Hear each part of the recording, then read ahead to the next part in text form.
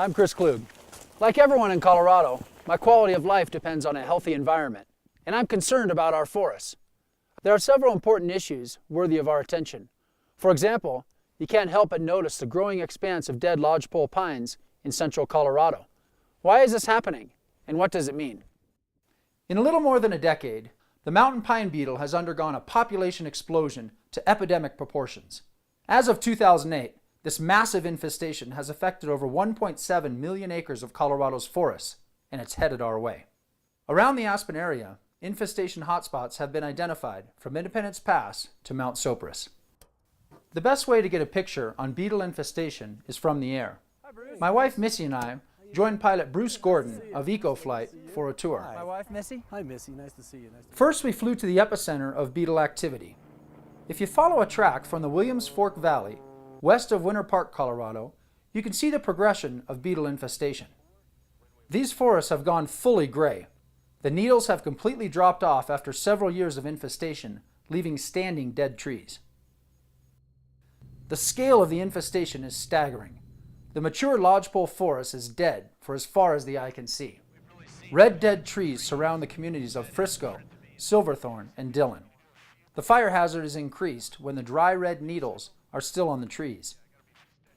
These communities have been forced to clear hundreds of acres in the wild-urban interface. The lodgepole forests on public lands north of Vail and the ski resorts of Vail and Beaver Creek were hit more recently. These towns, along with Eagle County, have spent $1 million per year on tree removal. The first question you might ask is, can anything be done to stop the spread of beetle infestation? We have to understand that the scale of this beetle epidemic is immense. It extends from Alberta all the way to New Mexico. The Roaring Fork Valley can still work to build the health of our forests through a mix of traditional and cutting-edge science, but the urgency is extremely high and we have to work quickly. For the Forest is leaving no stone unturned, seeking innovative responses to massive forest die-off. By better understanding the ecology of the beetles and the forest, we hope to decrease the potential hazards. That tree right there. Dr. Bill Murray and forester Jeff Webster have studied the spreading infestation for several years. Let's see if there's something. Here's one right here. Yeah. This is a mature adult mountain pine beetle, was just caught emerging from the bark. And what you got here is older dead trees. You had 1 or 2 years ago. You got about 20 last year. And I'd expect you to have 40, 50, or 100 trees around it potentially this coming year that'll turn brown next year. It is clear that our local lodgepole forests, including Mount Sopris, the Frying Pan Valley, Red Table, Woody Creek and Lanedo, Red Mountain and Smuggler, all the way to Lost Man and Independence, will be hit hard by the beetle infestation. With pine beetle infestation comes a period of increased risk of forest fire. Some are very concerned about erosion and watershed damage after a catastrophic fire. More likely what would happen is you would get an intense fire, and that fire would burn, so it would not only threaten homes and the communities in that particular area, it would plug up the Frying Pan River. That's a gold medal trout stream. That would be the end of a lot of the economy in that area. You know, it'd be devastating. Smaller pine beetle infestations have occurred naturally throughout recorded history, but what has been called a perfect storm of events has led to the current epidemic across the West. An extended cold snap of at least 5 days in temperatures of negative 30 degrees Fahrenheit would kill the pine beetle larvae. But with climate change, Colorado has not experienced a deep freeze in many years. Secondly, a series of droughts across Colorado have weakened the trees, making them susceptible to infestations. Finally, the forests of Colorado have uniform stands of aging trees. They are ideal hosts for the pine beetle. The traditional wisdom is that if left to take its course, nature will prevail and a healthy forest will regenerate on its own. In several decades, our grandchildren will see a mature, healthy forest again. For millennia, lodgepole forests have thrived through cycles of insect infestation and fire. Every 200 years or so, a catastrophic fire removes the old growth and triggers heat-sensitive pine cones to release their seeds. Native Americans played a role in this ecosystem, setting fires to create game habitat and clear land.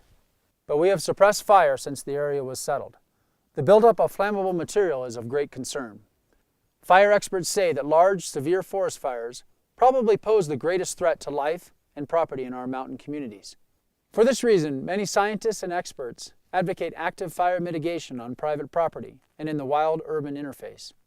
Think of it as preventative medicine, a preferred alternative to the high cost of using the emergency room. The question is, well, if we're going to maintain a condition, how do we want to do that? Doing nothing is doing something. Even if we don't actively manage, we're still managing. We've impacted the entire planet through, the increased CO2 from our human activities, so there is no leaving something totally alone as far as an ecosystem is concerned. And the story gets more complicated, especially when you talk to climate scientists. The forests help to control the atmosphere, and that includes the weather, it includes air quality, it includes the level of carbon dioxide in the atmosphere, and so climate. And so there's a big difference between what a dead forest is going to do to the atmosphere and what a live forest is going to do. Well, climate change has allowed the beetle infestation to grow unchecked. There's evidence that the dying forests are accelerating global warming, a vicious cycle. In terms of temperature, the kinds of changes you might expect are a few degrees Fahrenheit. And while this doesn't sound like much, but it'll be decades before we would have a forest back to what it was before. When you have a very, very large area of beetle kill, the carbon release can be significant. That we have to be much more aware of the scale and effect of altering the carbon cycle. There's been a lot of recent interest here about the role of the Rocky Mountains in potentially being a missing carbon sink in North America. And it was thought that the carbon here being stored and taken up in these mountains might be offsetting a lot of the carbon emissions from the United States. These bark beetles turn that all around, and it's clear that what carbon was being stored up here is now going to be lost. A living green forest uses carbon to grow, while the dying forest emits carbon. This may be the single most important reason for changing the way we manage our forests.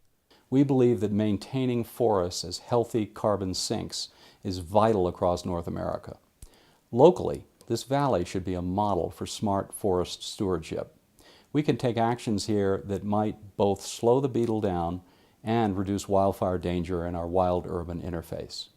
One course is to let quote-unquote nature take its course, or we can intervene to create a particular condition that we would desire, that would meet our needs as a society.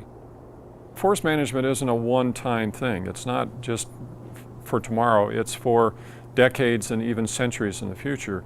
What sort of a desired future condition do we want the forest to be in? And that could be a diverse structure of different species, different age classes, and the more diversity you have, then the more resilience you have to any single disturbance. We held a symposium of scientists and valley residents, and our community leaders at the end of that symposium gave us a list of things we ought to be considering for our community forest. They included things like thinning the forest and removing dead and infected trees, using pheromones to drive beetles away from protected areas. We traveled to Merritt, British Columbia, a small town that refused to give in to the pine beetle. That's the area where the beetles are coming from that are infested. Some of the factors that caused us in Merritt to take up arms against the beetle and a call to action was the 2003 fire season in British Columbia. We had huge wildfires in Kelowna, in Kamloops and areas around the southern interior. We evacuated over 50,000 people from their homes that were threatened. And in British Columbia, we've never seen those kinds of numbers before.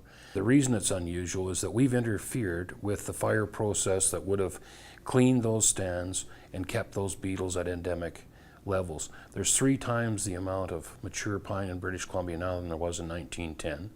We've tripled the food source for the mountain pine beetle, and along comes climate change with warmer conditions for them, and we lose the ability to have that cold weather in the winter that was a controlling factor. So we have perfect storm conditions. Citizens of Merritt have been battling the infestation for 5 years using a combination of thinning and pheromone treatments. They protected a green zone, a healthy forest around their community. Now they estimate they need only another year or so and the infestation will end. The Merritt story is inspiring. They've managed to save around 70% of their pine trees, while neighboring communities have lost over 95% of theirs. And in the process, Merritt has also greatly reduced wildfire danger to its residents. We looked at it as a two-pronged strategy to incorporate a fuel management program to manage the dead fuels being created by the beetle, as well as a beetle management plan to try and reduce the impacts to those valuable trees in the community. We could be doing exactly the same kind of thing here in the Roaring Fork Valley, and we could also be aggressively planting new trees to increase diversity and forest health. In our valley, there's no time to lose. Like a fast-moving disease, those red and dead spots are growing. Every infected tree can infect 5 others. So 5 dead trees become 25, and 100 become 500. People ask me, is there anything I can do? Well, the beetles fly from dead trees to new trees once a year, usually in July. And before they fly again, we need to act, just like Merritt did. Verbenone was put in as another tool to help us manage and protect the trees. Without it, I would have more attack. So it's one more tool. You have to be careful when you're using it. Your expectation isn't that it's to purify and keep the stand, it's to reduce the potential impact. Merritt has proven that leadership and community involvement work, and that's exactly what we need here. As I go and walk through the forest here, people say, well, what are you going to do? And I said, what would you suggest? It's your forests. So we have to make sure that they're involved because it's a public forest. The first thing is they need to be engaged, they need to be involved. The pine beetle infestation is a wake-up call, but there are other important issues for the forest. As the climate warms, we'll be forced to live with our management decisions. Please join us in working to keep our forests healthy. There's a lot to learn, a lot to be done, and the outcome will affect us all. It's about education, dialogue, increasing biodiversity, reducing wildfire threat, protecting clean watersheds, clear streams, and wildlife habitat. It's also about the quality of life we hand down to our grandkids.